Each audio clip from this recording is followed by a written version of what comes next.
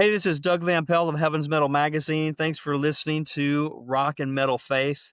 Hey, thanks for watching Rock and Metal Faith. Welcome to the Rock and Metal Faith Podcast, where music and faith collide.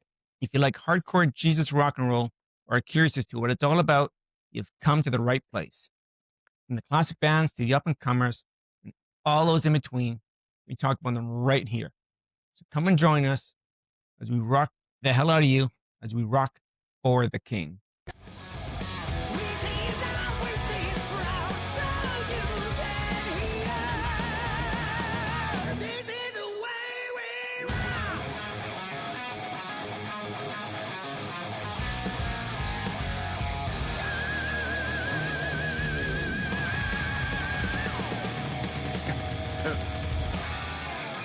Welcome back to the Rock and Metal Faith Podcast. I'm your host, Arin Rockman H, joined as always with Chris. How are you doing, Chris? Awesome. Wow. That was pretty cool. We'll get into that in just a sec here. Today on the Rock and Metal Faith Podcast, we are going to be talking with Doug Van Pelt, who is the editor for Heaven's Metal. Back in the day, it was a magazine. It's now a website. And we talk about everything from the music back in the day to bands nowadays, the music scene in general. And we also talk about the top 4 Christian thrash bands. We're going to give our thoughts on Deliverance, Vengeance, Tourniquet, Living Sacrifice. Actually, the one things we didn't get into in the conversation here, and I'll kind of run them down real quickly here, is a little bit about who each of these bands are. And then we'll introduce Doug. Deliverance, formed in 1985. Debut record came out in 1989.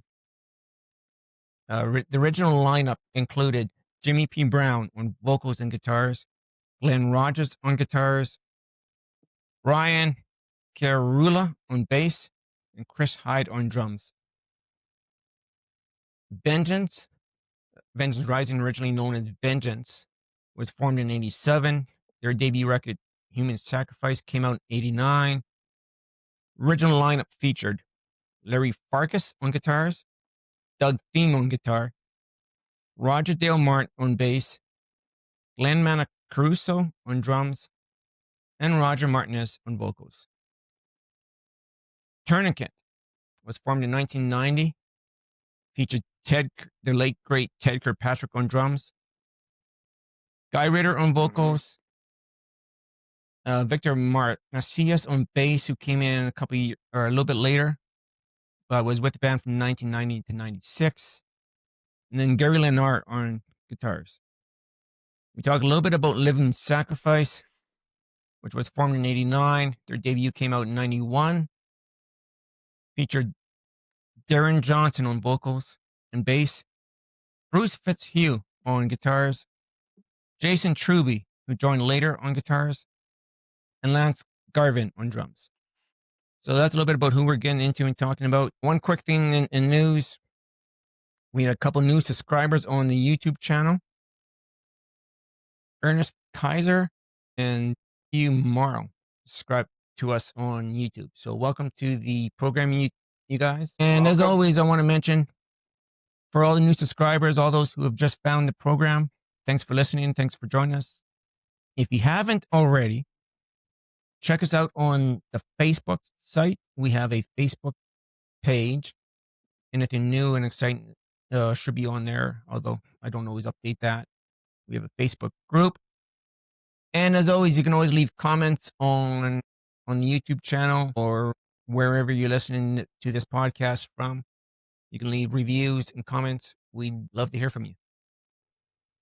Questions, queries, anything. Arin Rockman H, Rock and Metal Faith Podcast here. We've got another contest.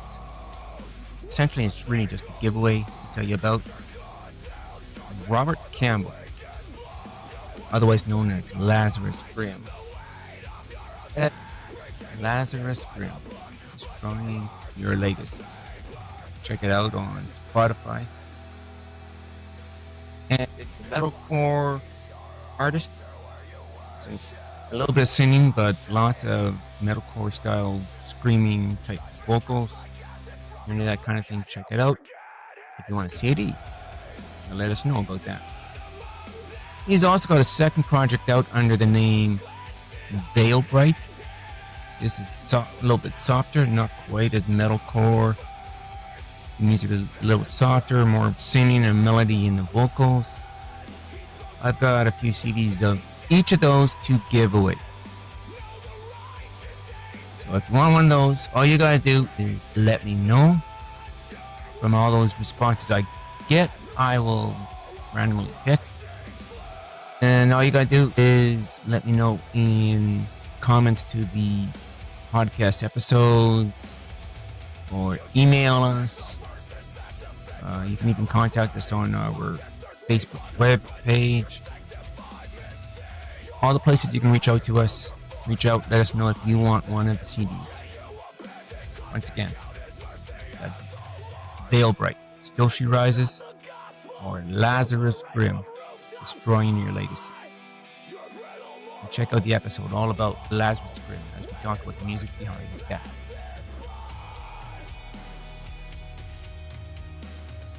All right, and with that being said, we're going to get into the interview. We are joined now with Doug Van Pelt, editor of Heaven's Metal magazine. That's correct. You're the chief editor? Yes, sir. How long have you been doing that? 40 years this year. It started in 40 1980. years. Yeah. Wow. That's quite the milestone. Yeah, I figured that's why we did a special print edition this summer. We haven't been in print for like 12 years, Okay. but the 40th anniversary was too good to pass up. Sounds good. Yeah. So actually, I was going to cover one of my questions there on print versus online or whatever. But yeah, you said, so yeah, this year is the first year in 12 years you've done a print. Yep. It turned out really good. I forgot how much fun it was to put together a magazine. I had like a little piece of paper with squares for every page, and I was penciling in what was going to be on each page. And, I'd done that, 150 times or more over the years, and just hadn't done it in so long. And it kind of felt like riding a bicycle, getting back on. It was kind of fun. Right. Yeah, definitely. Can we go back to the beginning? What made you decide to start Heaven's Metal magazine? Well, it's a great question. My story is a prodigal son story. So I got saved when I was 11 and I lived for Christ for about 6 months. And then I went my own way all through high school. And I was in college at age 20. I came back to the Lord and I knew that there was such a thing as Christian rock. And so I loved rock and roll and heavy metal. And so I was quickly, getting together a collection of Christian heavy metal, what was out, in 1983 and stuff. Bands like Jerusalem and the Daniel Band and Res Band, and then Striper. And I was reading an underground zine called Acme, which stood for Alternative Christian Music Enthusiast. And they were just talking about some Christian metal news, some band that had done something. They said, with the advent of Christian metal, somebody should start a Christian metal fanzine. And I thought, I could do that. I think I would like that. And spent the next few months praying about it, getting advice from people about it and stuff. And then a good friend of mine named Kerry Womack, who was going to the Cornerstone Festival in 85 for the second year in a row for him. And he said, "Hey, I'm going to Cornerstone. Why don't you print that first issue of this magazine you've been talking about? And I'll hand them out as a promotion." So that was kind of the push out the front door that got me to print the first issue. And in the first issue, I did some classified ad trading with other zines, and also did an ad in CCM magazine. And I took out an ad in Kerrang, which is like the British heavy metal magazine. And it turns out that my classified ad in Kerrang just so happened to be their 100th issue and their first issue that they were not only going to print in the UK, but also print about 100,000 copies in the United States alone. So it's probably the biggest issue ever that my ad got in. And within about 2 or 3 months, I had 300 subscribers, and it just kept growing from there. That is pretty cool. So in the 80s or so, I bought a Heaven's Metal collection. Oh, wow. Were you guys part of that? Where you Yeah, put it on cassette? I put that together myself. Star Song Records came to me and said, "We'd like to do a box set." And I'm like, "Okay, good to go." I picked 31 songs. I handpicked 31 songs. I tried to do a little historical stuff. So I started off with Rez Band in Jerusalem and Daniel Band and Stryper. What was cool about Stryper is the Yellow and Black Attack, their first album that was an Hmm. EP, it only came out on vinyl and cassette. It had never been digitized. And they did a remastering back in '86. I think they came out with the Yellow and Black Attack remastered, and between you and I, it sucked. Whoever did that mixing ruined that album. All the brightness and the twin guitar attack, that the high end was gone. It was all it was just it was gross. And so I wanted to pick a song from their first EP to go the historical route, and I did From Wrong to Right. And I got them. I said, "Hey, does anybody have access to the masters of the original pressing of the Yellow and Black Attack?"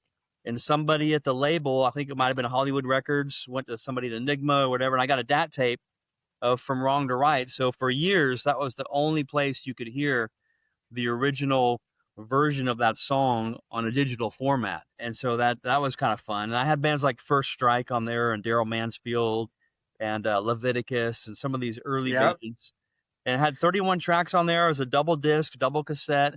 I wish it would have come out on vinyl. Like looking back now, not knowing that the vinyl was going to make such a comeback, I wish it would have come out on vinyl because it would have been a sweet box set on vinyl. But it was cool. I did interviews for each of those bands from the pages of the magazine and put them in the booklet that came in the box set. And so there's like an interview with all 31 bands in there about what they were about and who they were and whatnot. But that was a fun project. I think it sold about 5,000 copies, maybe 10, I think, but it went out of print. In Christian music, when an album doesn't sell more than it costs to keep in the warehouse, Yeah. you got all these CDs on the shelf in a warehouse somewhere. Well, that costs you money. And as soon as the sales dip below a certain point where it's costing you more to keep it on the shelf, that's when the record companies, not just Christian, but everybody, they would make it go out of print. But the Christian music industry, sorry to go on a soapbox here, but the Christian music industry has been really bad about appreciating the catalog. Like the mainstream record companies, they know that Led Zeppelin and Pink Floyd and AC/DC, even though those albums are years old, they keep them in print because they know that people still want them. The Christian music industry didn't have that vision at all, and so it's been kind of a fun collector's paradise to try to find some of this older stuff now. Great. So yeah, you talked about some of the early pioneers but who are some of the other early artists you had in the magazine?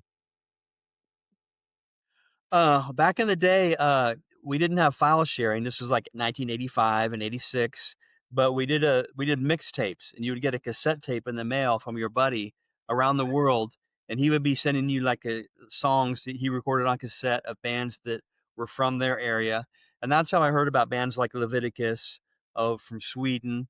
And I had a buddy in Chicago named Bob Hopkins. I think he's since passed away, but he turned me on to White Cross and Sacred Warrior and Rage of Angels, and he would send me like a couple of their songs on cassette.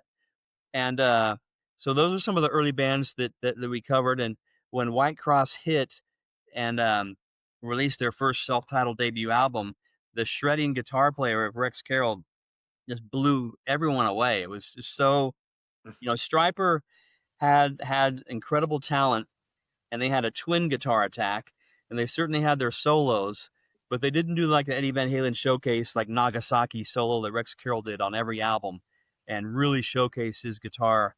And that was an early band that really blew people's minds.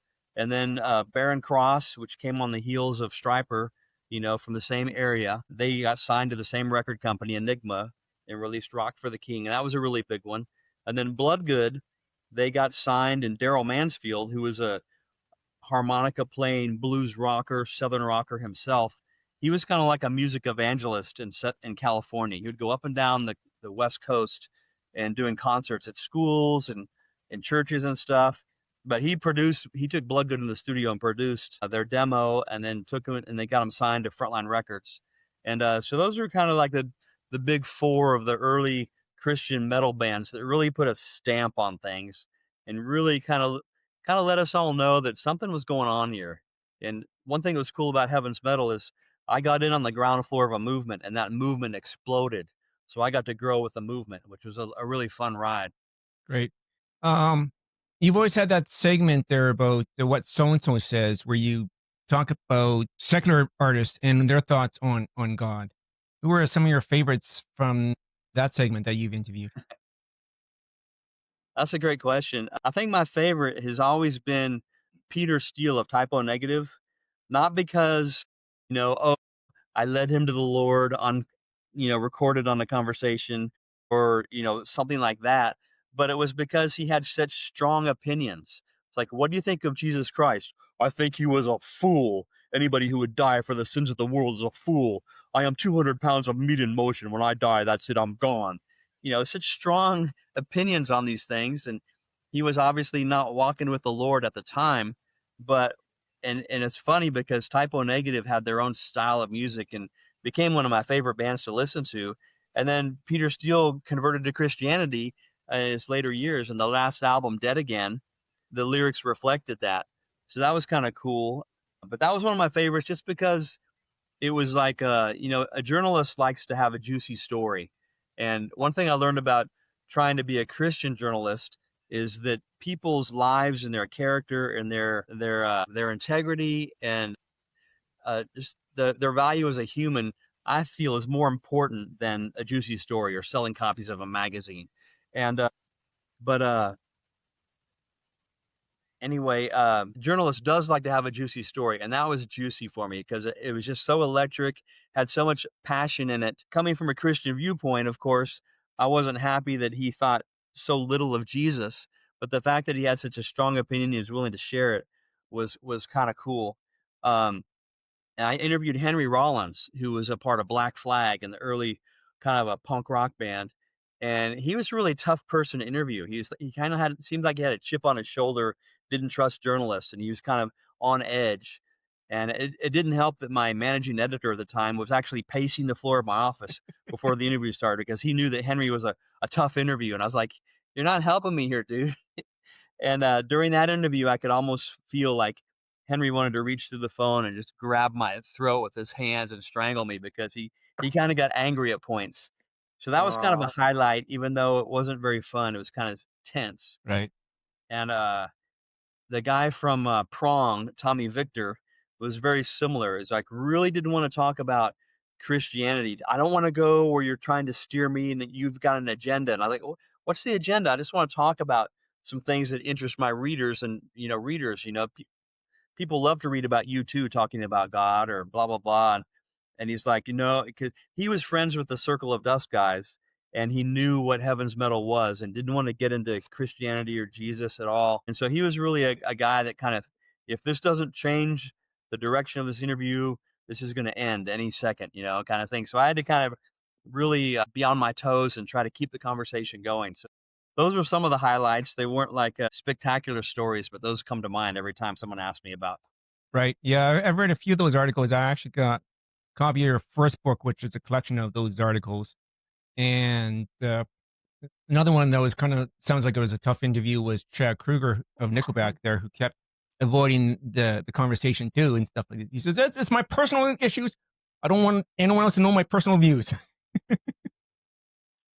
Yeah, I remember that one vividly. I remember, he said, if something to the effect of, "If there is a God, there is gonna be a judgment day, he's gonna owe an apology to all the people in China." And I was like, "Well, there actually is an underground church in China that's more than 1,000,000 strong." And he goes, "Well," he's, he was very argumentative, and he didn't want to, we butted heads a lot in that interview. It was kind of, uncomfortable for everybody, I think that one was. did you ever interview the guys from Deliverance or Tourniquet? Yeah, yeah, many times back in the day. Heaven's Metal quickly became the prominent Christian metal magazine, so being on the cover or being covered in the magazine was real important to the musicians. So I made a lot of friends in those bands, and I started talking to Deliverance when they had just released like Greetings of Death, their demo, before they got signed to their debut album, which was Killer, an amazing album.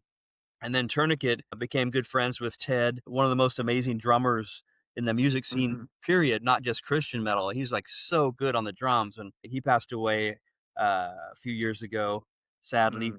I got to talk to those guys a lot, and Tourniquet was interesting because a lot of Christians in the U.S. and the West, they kind of similar politically. A lot of them are conservative politically, and Tourniquet was kind of liberal. Like they were really big with animal rights, and they had that song "Ark of Oh, yes. Suffering" in a Hmm. video that kind of preached on animal rights and treating God's creation with care, and so that was really different to approach that angle.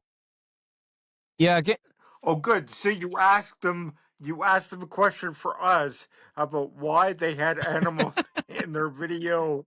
Good, well, good. maybe we'll Thank get in you. that. I know, we're planning on talking about what I call the big 4 of Christian thrash. It seems the Christian music scene seems to follow the secular scene, and in the secular scene, we had the big 4 of thrash with Metallica, Megadeth, Anthrax, Slayer, and then Hmm. as reading the history of Christian thrash, there is like they're looking around going, these bands are out there making a scene and gaining followers. Maybe we need a Christian version of this. And yeah, like I was reading Roger Martin's book there, all about his experience in going through Vengeance, and he says, we sat down with Oh with yeah. Pastor Bob there, and he says, we need you guys to form a thrash band.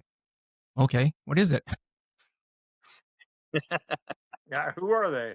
Turns out they were great at it. That first Human Sacrifice album by Vengeance was Oh, amazing. that was incredible. And I'm not a huge thrash fan. I did like Deliverance. Chris brought them up, so I guess we'll get in that now. And there's a few more questions maybe later about Heaven's Metal. But my first intro, I think, to these bands was the Hot Metal 4 DVD video cassette. Sorry, not Oh DVD, yeah. video cassette. And it has Yeah. Deliverance, Weapons of Our Warfare, Vengeance Rising, song off the third album called Before the Time. And Mhm. then, yeah, Tourniquet's Ark of Suffering. So the first time I heard Tourniquet was the video for Ark of Suffering. And that Hmm. was such a video. I think it turned me off the band for a while. Really? I'm like, I cannot Guy watch Ritter's this. vocals? Yeah. Who will hear their Yeah, yeah. cries? Yeah, Uh, I know my dad walked in when I was watching the video. He's like, "Who is that?" I'm Really? like, "Oh, that's Tourniquet." He's like, "We're going back to the store." Oh, no. yeah, Yeah, but later on, and we I think I didn't. did hear the song "You Get What You Pray For," and that's one of my favorite songs of all time. I think it's just an incredible song, that Yeah, one. And you're right. that's really cool.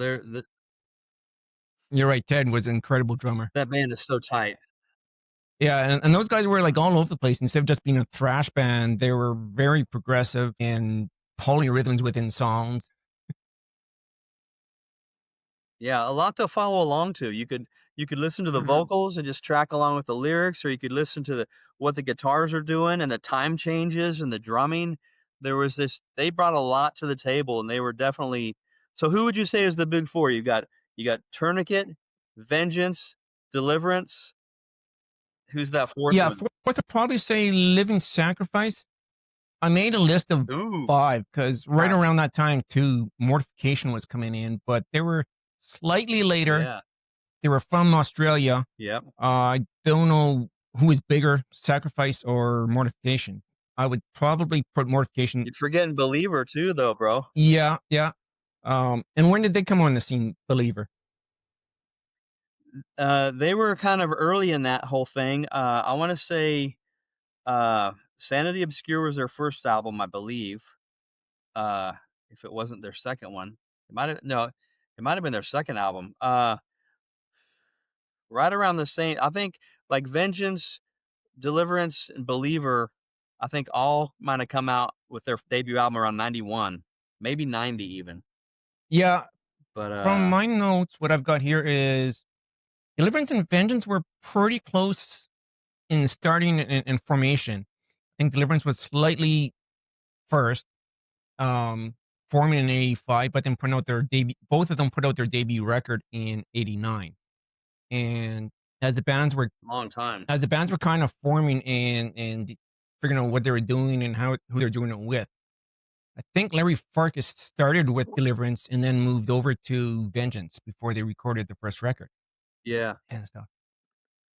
Was Tourniquet or Deliverance, were they a European band? Did they No, start out in Europe? they're No? both Southern California guys. Okay. Full band, yeah. Yeah, and I believe Deliverance was also going to Sanctuary at the time. Yeah, yeah, Deliverance, and, I think some of the guys in Tourniquet were, and then Vengeance, of course, was a Sanctuary put them together, Yeah. like the story you know. Well, you were in the middle of all that. How did the churches there respond to these bands that were wanting to book the bands there? What was funny is, initially, when you had the long hair with Yeah. striper and whatnot, and the makeup and the spandex and stuff, that freaked a lot of people out. And then a couple of years later, 2 or 3 years later, you have this thrash, and you've got Roger singing, "Human sacrifice," Yeah.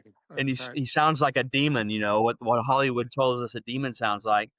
And so that just for people that they waded through the controversy of the long hair, and now here comes thrash, and not just thrash and speed metal, but moshing at the concerts, where you've got Yes. people bumping into each other and people getting hurt and stage diving and crowd surfing. People didn't know what to think of that, and so people really had some questions early on.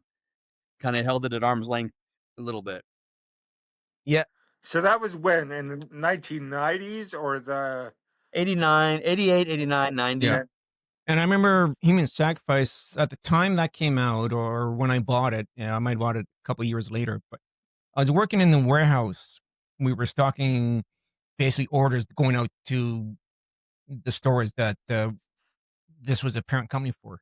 The big chain stores. We got all the items, merchandise, and sorted out for the various bins and stores it was going to go to. Anyways, and overnight, we were allowed to Music. listen to music, and everybody got their turn at the tape deck or whatever. And I popped in Vengeance Human Sacrifice, and they get to the song, I love hating evil, and he just, rah, rah, I love hating evil. One of the guys turned to me and goes, does he know he sounds evil? I said, yes, I'm pretty sure that's the Yeah. point of the.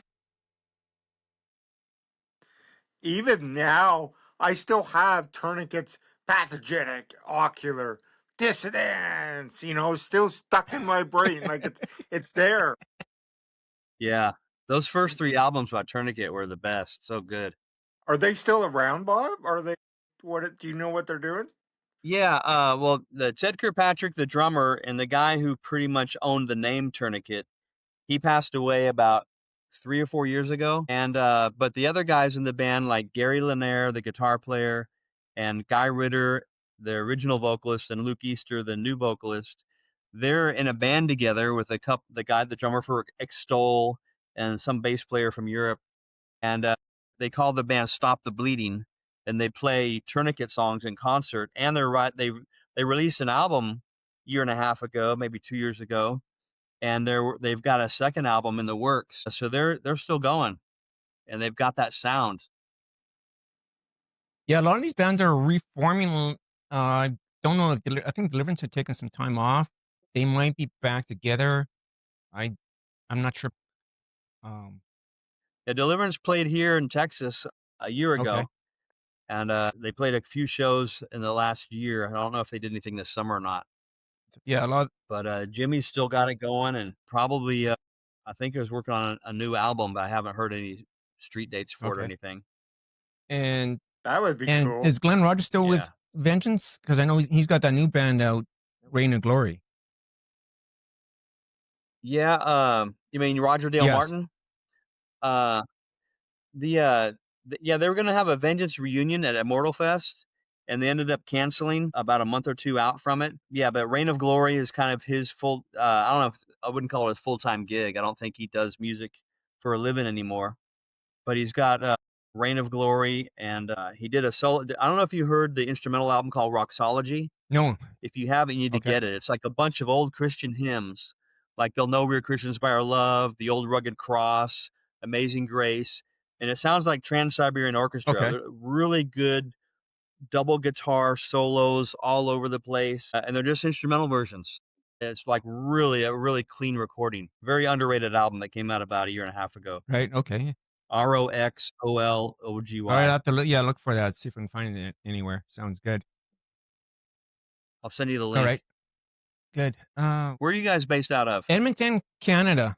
So we're north of Oh, Montana, probably about 4 hours north of the border. and we don't live in igloos. Okay. Yeah. I had a lot of subscribers in all the different provinces of Canada back in the day. Yeah, Had a Right lot of on. I there. caught a few issues back in the day when it was in print there. I think, yeah, unless I was at the bookstore and seen it on the bookstore shelves, it was kinda hard to get. I probably should have got my button gear and subscribed and got it monthly, but, yeah, I never did. It was hard to find for me. Yeah. Subscribers used to get the sampler CD in the with their Oh, okay. magazine. That was kinda fun. Wow. Are you still putting together like some songs like best of the year compilation kind of thing, or what are you doing now? No, since Heaven's Metal is a website now, we can always post links to videos and people. And we have the Heaven's Metal streaming radio station. So when you're looking at your articles or album reviews or the news, you can listen to the radio station and hear new and old artists 24 hours a day doing that. But there's really not. There's no more Christian bookstores in America. Pretty much. Do they Yeah. have any in Canada? I'm curious. We got one, but they don't carry a lot of music. Uh, we actually had a couple for Yeah, a No. while, and we had one went out of business. we still do some lists like when the 25th anniversary we did the top 100 Christian metal albums of all time, Right. and Human Sacrifice by Vengeance was number one. And Wow. we're going to do another print issue for Christmas this year. You're the first people to hear about it, by the way. And we're going to do a top 25 albums since 2010. Okay. So we're not going to touch the top 100 list and try to redo that because that was like so much Right. work. But we're gonna go from 2010 to now and rank the top 25 releases since that time. Wow. Yeah, that'll take a while. Yeah, there's usually fist fights and not really, but it has to be a little testy because, when Wow. one of your favorites is getting pushed down the list or maybe pushed off the list, you're gonna fight back a little bit and say, "Hey, wait a minute. This deserves to be there." Yeah, yeah. Have a 1 album per band rule. Okay, yeah. Yeah, we just wrapped up a series. We were going through the top 100 guitarists of all time, which the list was put out by Christian Mhm. and I caught a link to Oh, it, yeah? so we kinda went down their list, and, it was interesting. I still say Rex Carroll is number one. Okay. Yeah, it's interest well, That's hey, a pretty good he ended vote. up at number 2, so you should be close to being happy. No. Who was number 1? Phil Keaggy. Oh, yeah, Yeah. yeah. Well, Yeah. he's, probably the best in the world. He's pretty That's amazing. right. Have you seen him Amazing. live? No, I haven't had a chance to see him, unfortunately. Yeah, you'll be amazed.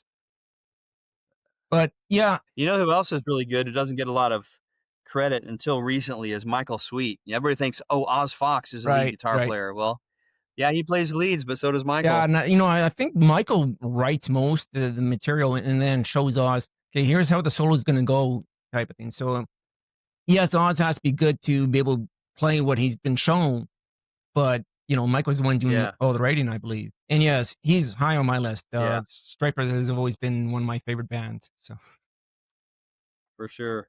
And another thing that Oz doesn't get enough credit for is his voice. He does background vocals, like those choruses of Stryper are powerful, and a lot of that's his right. voice. You know? Yeah, he could sing. I'm a vocalist, and wow. I mean, he did it over a lifetime, and he's amazing. Yeah. When Michael left the band, Stryper did a handful of shows, like in Norway. They did one in Southern California with just a trio, and Oz did all the lead vocals. Wow. Yeah. There were there many other bands besides Striper that went to Europe and Brazil and that had, you know, 60,000 people in there. Like that's Yeah. crazy. There was a band called Fighter, which was kind of a female fronted hard rock band. They weren't really metal. They had a guitar player that could play pretty well.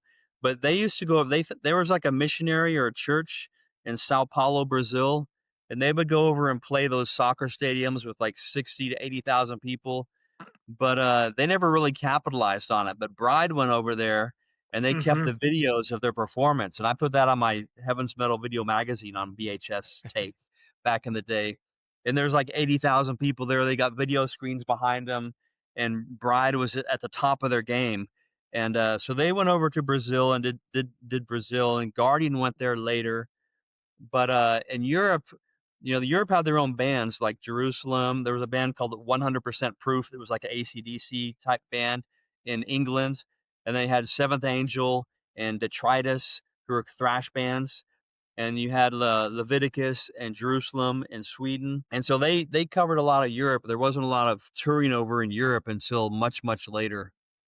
Like, when Pastor Bob started doing his Bob Fest, I think in Sweden or Norway, and White Cross has been over there a ton of times, and Disciple and Barren Yeah, Cross. But yeah, Europe wasn't really toured a whole lot by a bunch of Christian metal bands until like after 2000. yeah. Well, Their culture and their people are a little bit different than they are here in the West. yeah, I remember a funny story. Disciple, a really good friends of mine, they used to come stay at my house for a few nights when they would tour Texas. And they said that when they first went to Germany a few times, they had Kevin likes to preach the gospel and his vocals are kind of screaming and yelling. And the Germans, they've got Nazi Germany in their past, and people that yell at their audience, that reminds them of fascism and Hitler. And so they don't want people to yell. So they had to tell them, you know, watch how you approach what you say from the stage because they're very sensitive to that. But there was a festival they did every year called Christmas Rock Night, and they had like Grandma Train and Stavesacre and Savior Machine and Bride uh, play over there. And I went to that one time. It was a really good festival. Right. When we were talking about the thrash bands there and send this interview up there, you said you wanted to bring up George Ochoa. I believe that's how his name is pronounced. George Yeah, Ochoa? George Ochoa. And what a great Yeah. influence he was kind of behind the scenes. I'm not sure. He was part of Deliverance in the later years. I know that much. And I think he was kind of in and out of bands during the formation of these bands. And I know Roger Martin was saying too, he was a great sound man at the time too. He had done sound for Vengeance a couple of times in the early days. He says, and with the kind of sound that Vengeance had, these big Marshall stacks cranked right up and trying to play over top of the drums. Every sound guy's always telling him to turn it down. He says George never told him that at all. He just figured out how to deal with it. Yeah. That's funny. George, yeah, he's awesome. He joined Deliverance for their second album, and he produced the Weapons of Our Warfare album, and then before that, he had the band Recon, which kind of had that song Dreams. I don't know if you've heard. Um, Really kind of a melodic, kind of like a Queensryche esque band. Um, and then he stayed with Deliverance for a while, and then he left, and he's come back over the years. A funny story about Vengeance, they played down in Houston. I think a church brought him in, and there's like a party scene in Houston called Montrose and Westheimer. Lots of street people and illegal activities go on there. And so they set up outdoors to do this concert, and they're doing the windmills with their hair. They've all got long hair, and the two guitar players, the bassist and the singer, are all whipping their hair, and the drummer is doing as much as he can too. And they didn't know that there was these giant roaches in Texas. They're called tree roaches, and they're about Oh 2 or 3 no! long. And Larry told me a story that he was playing, and all of a sudden Doug's guitar volume went up through the roof, and he looked back over at the Marshall stacks, and a roach was crawling over the knobs, and the roach was so Oh. heavy that it turned the knobs up. Isn't that crazy? They were scared of those bugs, yeah. Yeah, Dale was talking in his book there. Unfortunately, it wasn't as long as of a book as I was hoping. I was hoping he had more stories than he did. But he says, talking about being paid, and he says a lot of times, especially on that second tour, where the tour was designed to make money, but a lot of times they would play shows Mhm. and they walk in the venue and the promoter or whoever runs the venue says, we were hoping we'd sell more tickets. We didn't. We can't pay you, or we can only pay this much. And just because of that, that second tour ended up losing quite a bit of money. That was partly what led Yep, to, the disbanding of Vengeance, I think, too. that is exactly it. They had, I think, $17,000 in debt, which in 1993 was a lot of money, and, the guys in the band were like, "Let's just split the debt 5 ways, quit call it a day." But Roger Martinez was like, "No, if that's the way it's gonna be, I'll take the debt, but I keep the name. See you later," you know? And then they put out 2 more albums with just Roger and kind of a hired band. But back in the day, Vengeance, they were one of the most popular merchandise sellers, like the Vengeance and Crucified T-shirts. When you go to a festival, everybody had to buy those shirts because they look so cool. So it was a money-making machine. I could see why it would be hard to give up because they were doing so well and had so much credibility based upon those first couple albums. But, yeah, touring that I remember when they came to Austin and there was an old lady who her son-in-law got saved from a life of drinking and drugs and got saved through Christian metal. So she believed in Christian metal and she'd put on Christian metal concerts. And she would go and rent a place like the Austin Opera House, which was like a it wasn't I could say premier. It was one of the prominent places that held it could hold a few thousand people in it. It was mostly a big flat floor. And most of it was like standing you stood on the floor instead of like bleachers, but I've been to shows where they had bleachers in there too. But I'm sure that place cost a lot of money to rent. And then buying ads on the radio station, that probably I don't know if she went to the secular radio stations Mhm. to try to reach the metal kids or just the Christian station, because that's expensive. And so Vengeance came into town. She covered their hotel rooms, I think, because I remember hanging out with them after the show. But I don't think they got paid for that show because of the Mhm. same thing. Like there was like maybe 50 to 75 people there, maybe more. I can't remember. It's a long time ago, but that's rough when you got because concert promotion. It sounds like something that's easy to do. And, the nuts and bolts of it are you rent a venue, you advertise the show, you make sure they've got the sound equipment, the electricity, and the place to stay and place to eat. You try to cover all the bases and the ticket sales come in and that should be your profit. You can pay the band and even make money yourself. But if you don't have a way to get the word out and you don't have an audience, You don't then have, yeah, like it's a disaster. yeah. That's what happened to a lot of Christian metal bands. They were controversial, so they didn't have the support of local churches by and large. Like Christian radio in Canada, I know is different than America. You couldn't even have it in Canada, from what I understand. But in Yeah. America, it was like it was listener supported. So every month or every few months, they would have a give-a-thon where they just talk all the time between songs. Okay, this is our give-a-thon. We want you to call in and support us, send us this much money every month because you love Christian radio and it helps you out. Well, the people that would donate to that would be like old ladies or soccer moms, that they love their Amy Grant or their Yeah. Barry Yeah.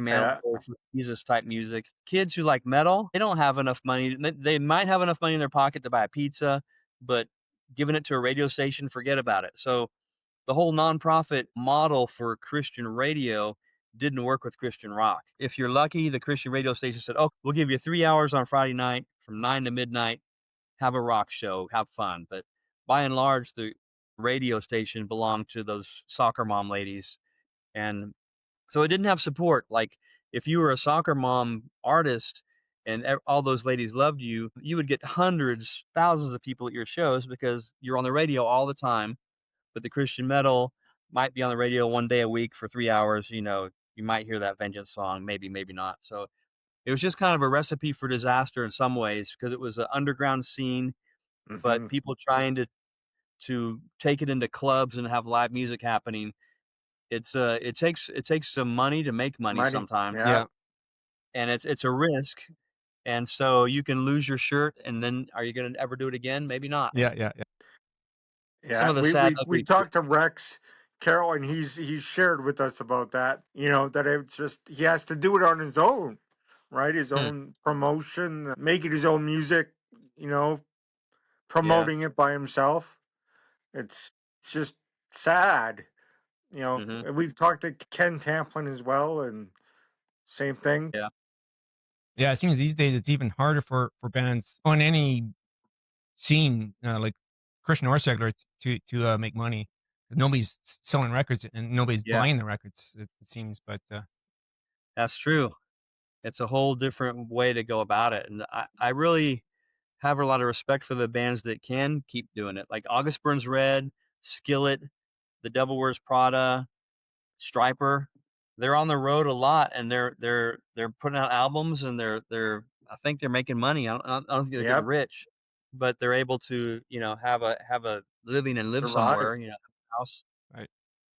But it takes a lot of work because you don't have the built-in machinery to promote your music, and when music became free on the internet, it opened up the door for anybody to make an album on their laptop and put Yep. it out there, which is nice to have that freedom because that 1 in a million person can be big. Like Owl City was an example of that. This guy named Adam, I think Adam Young, I think is his name. He recorded an album in his basement, and it became a million seller, and he's done great since then. Really? So But there's hope for me?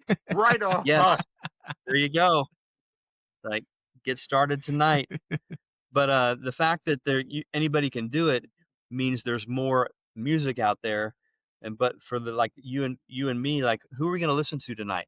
You wanna discover somebody new? Where are you gonna discover it? What are you gonna do? You're gonna go to Heaven's Metal Magazine? You'll hear about some new bands, sure, but it takes work, and so it used to be you got a magazine in the mail or you listen to the radio station, and you would hear about new bands, but now you've gotta go do the work yourself, Yep. and there's not just 12 to choose from, there's 12,000 to choose from, and so picking and choosing and finding what's good is just takes a lot more, so it's harder to discover new music for us, but it's also harder for musicians to make money because you know, they have to be seen or heard in this vast ocean of art out there. Yeah, I think you definitely summed that part up with my thoughts exactly.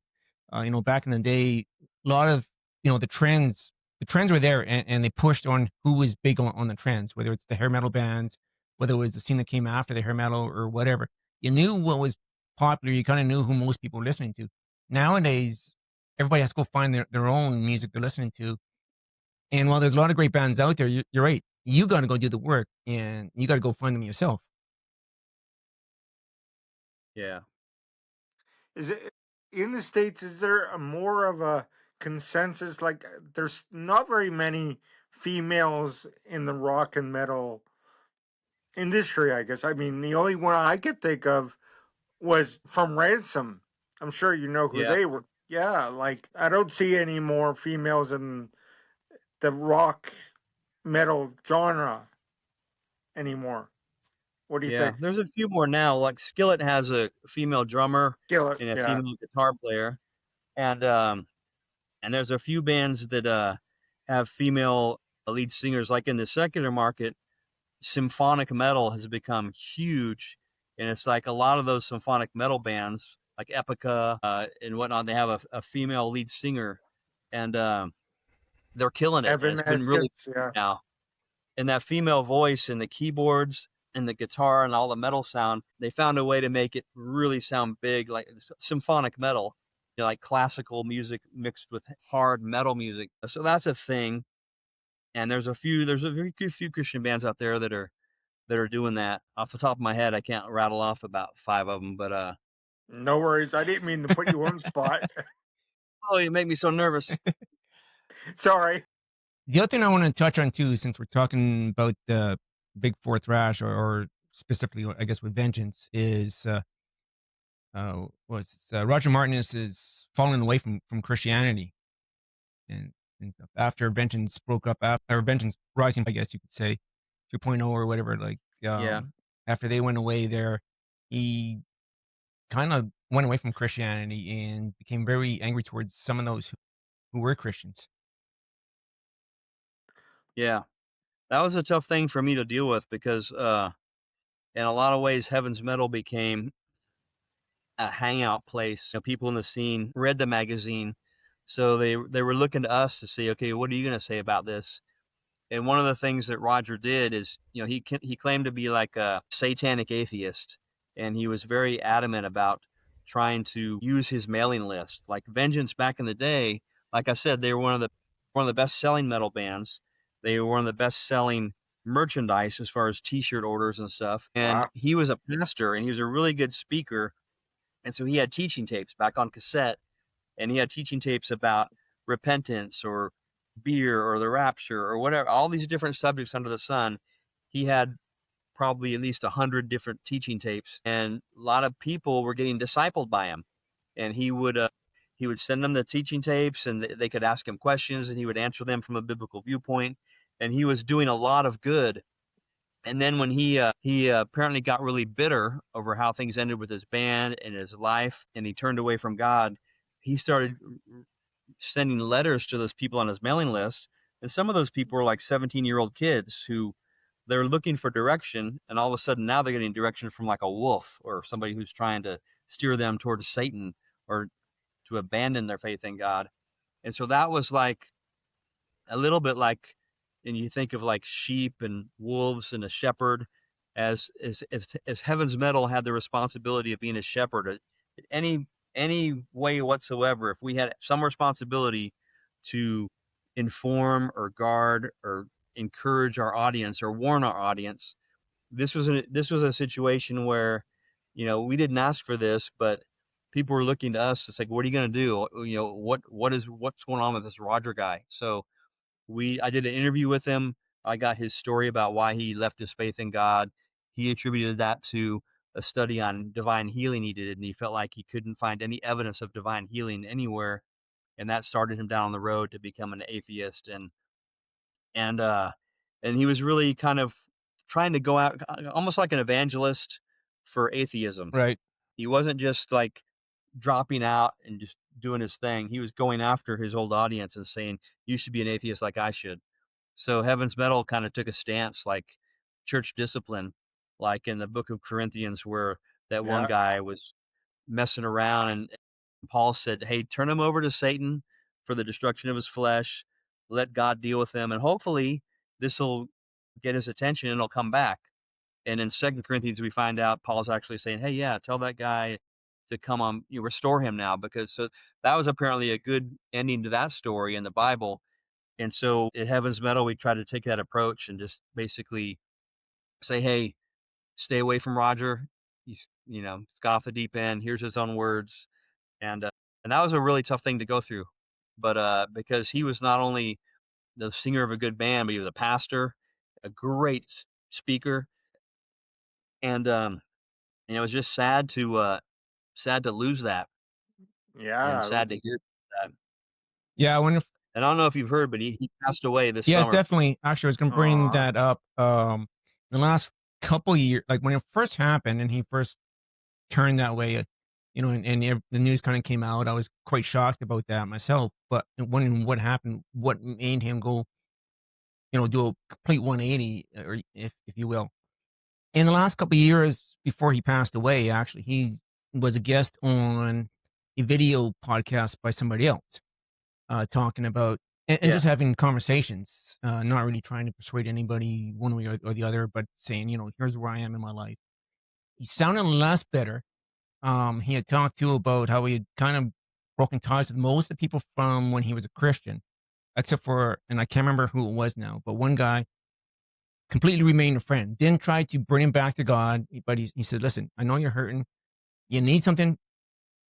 You, you've got it. If you need a place to crash, you can crash my place. If you're going through trouble, you need a meal. I'm there for you. No questions asked." So he remained friends with, yeah. and unfortunately, I can't remember who he was talking about. After he Might have been George Ochoa. possibly, I can't remember at all. No, it could have been. Um, After his passing, the same podcast, videocast, had the three people on. Had George, had Larry Farkas, and Jimmy Brown on, kind of just reminiscing the old times Yeah, and stuff like this. And I've seen right, it. yeah.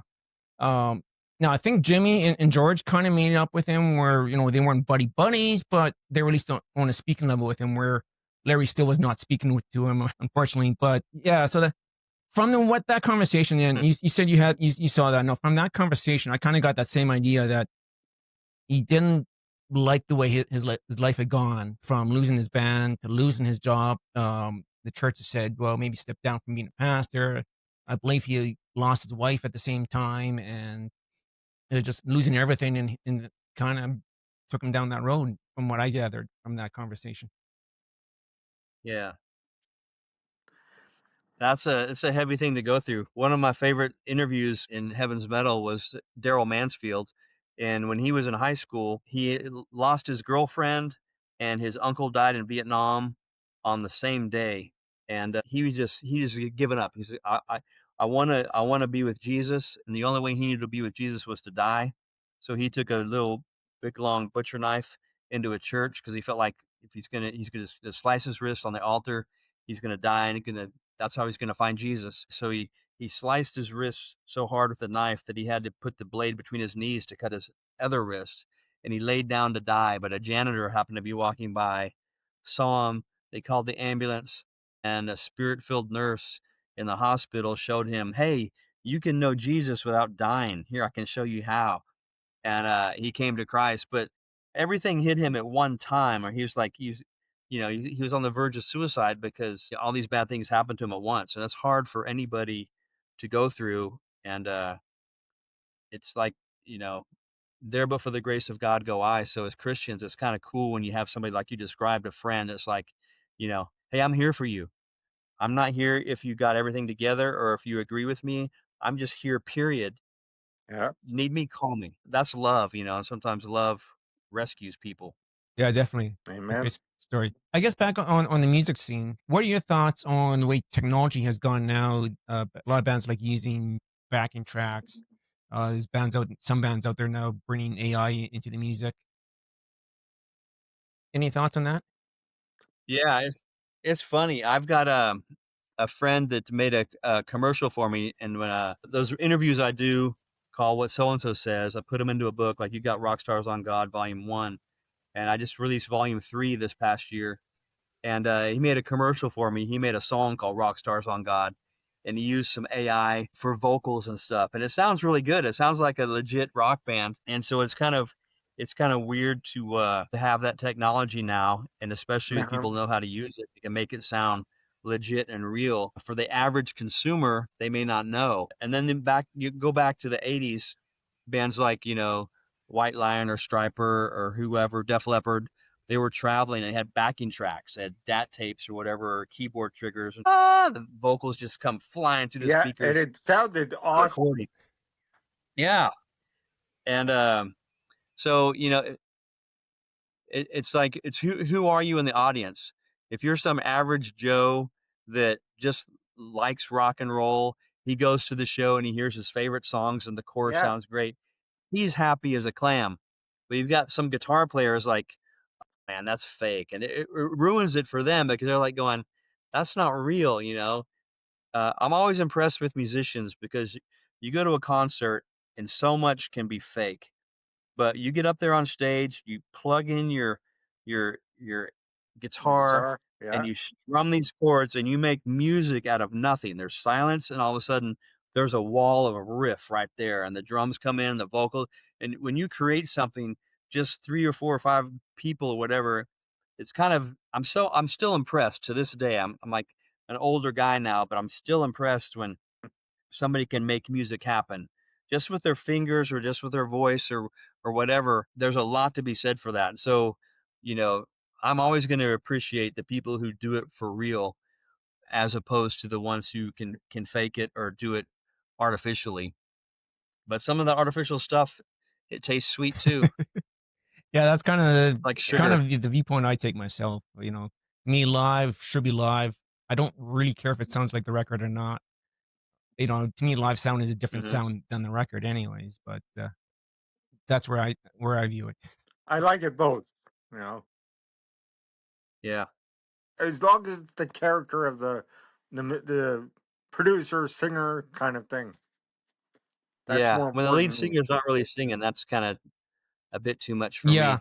and there's been a few bands over the years that use backing tracks on the vocals, or the lead singer relies on backing tracks or whatever, And then there's been a couple bands that Yeah, you wish they would rely on the backing tracks.